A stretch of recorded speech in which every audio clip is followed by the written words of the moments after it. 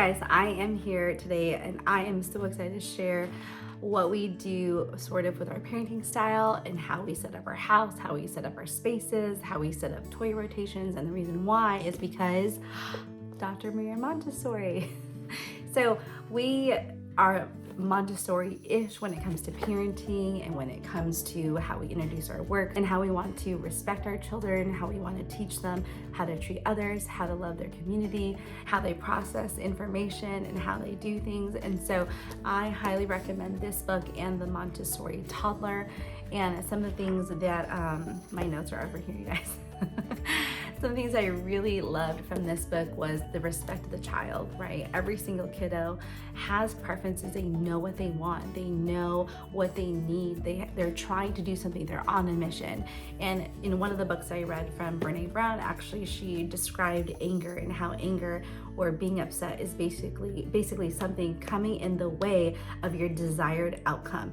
And it really reminded me of Dr. Maria Montessori and the Montessori method, because if a child has a purpose, they are trying to figure something out, well, let me try to help the child do that in a safe manner. If they want to do an art project or if they want to color with crayons, but I'm busy doing dinner, well, if it's safe, let me try and help the child get to what they want to do, to their desired outcome. And so with their interest and with what they want to do, my kid isn't just like a free-for-all and like this, they're going to do whatever they want. We do child-led learning.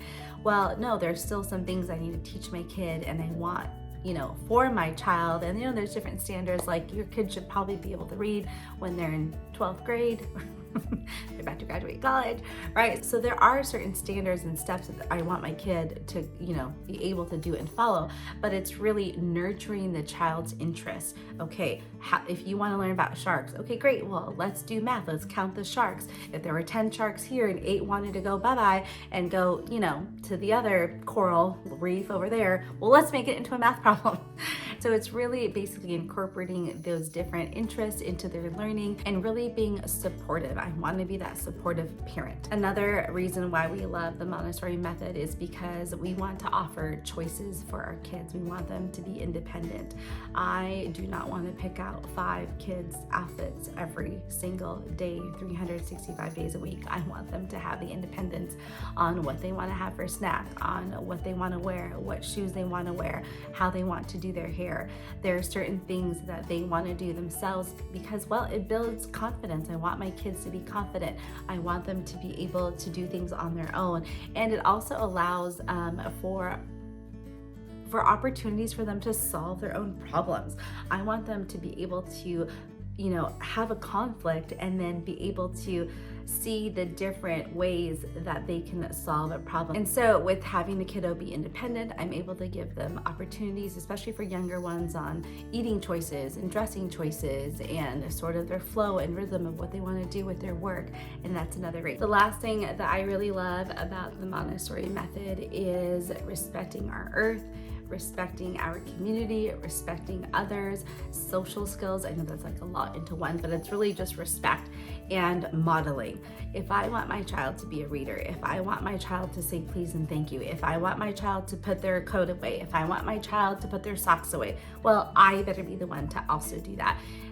What you see is what you do. What the child sees is what they're going to do. And so if I want my kid to put away the dishes after they're done with dinner, well, I'm going to pick up my plate and do that. And so modeling is very important. I'm going to recycle. I'm going to, not do certain things because I don't want my kids to, I don't want my kids to do that. I also want my kids to love reading. Well, then they need to see mommy reading. They need to see daddy reading. And side note, I'm in Anthony's office because the kids are out there.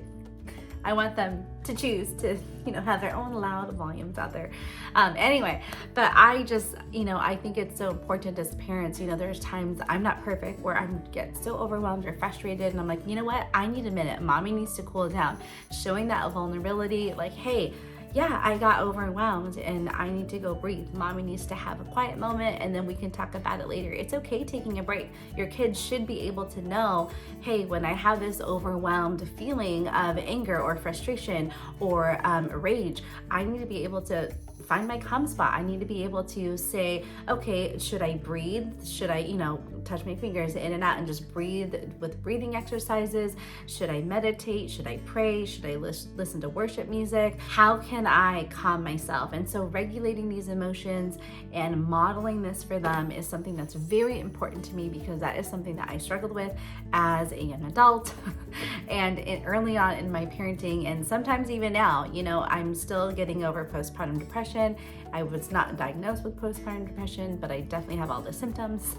And so for me, it's very important understanding their triggers and modeling for them how to recognize certain things. Let's do it this way. Even something as simple as, sitting up straight at the dining table, not putting your elbows on the table, chewing with your mouth closed. Well, if I am talking with my mouth open because I quickly have to say, oh, let's not take too much of that, or only take what you're gonna eat, well, then I'm literally not modeling for them table manners. And so it's really important for us to model for them, because I want them to be independent. I want them to clean up after themselves. I want them to be able to have choices that they themselves are able to choose. Hey, I want to do this with my room. I want to do this with my work. I want to do this with my area. I want to do this with my feelings. I want to act a certain way. I want to be a certain person. I want to do this for myself. Well, it starts at a very, very young age. I want, even with John Matthew, I want to teach my 3-year-old how to put on his own shoes. I want to teach him the pullover trick of how to put a jacket on. He's able to do that. He's able to have, that independence, and it's so important at a young age to do that. I want to teach my little kiddo to pour at age 2 and 3, and it all starts with that's those sensory works at a young age for preschools. You can look that up on Pinterest or YouTube. Different sensory works to do for preschoolers. Those are really great. They're pre-writing skills because you're using your 3 fingers. And so that is really great for the little ones as well. You guys, thank you so much for watching. Like and subscribe. I will link this book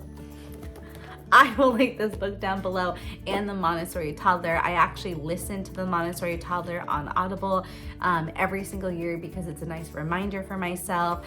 I also listen to the Whole Brain Child because I feel like his methodology of how the brain develops is very similar to the different works that are age appropriate from Dr. Maria Montessori. I think those two go really hand in hand together, and those are the top 2 books that I recommend, parenting books, hands down: the Montessori Toddler and the Whole Brain Child. This is more practical methods to use from Dr. Maria Montessori herself. Thank you so much for watching. We'll talk to you guys later. Bye-bye.